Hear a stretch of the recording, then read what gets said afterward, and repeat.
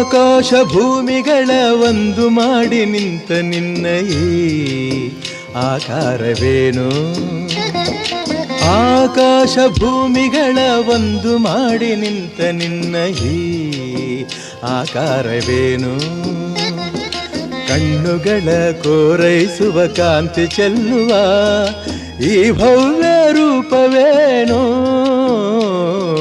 ಆಕಾಶ ಭೂಮಿಗಳ ಒಂದು ಮಾಡಿ ನಿಂತ ನಿನ್ನ ಈ ಆಕಾರವೇನು?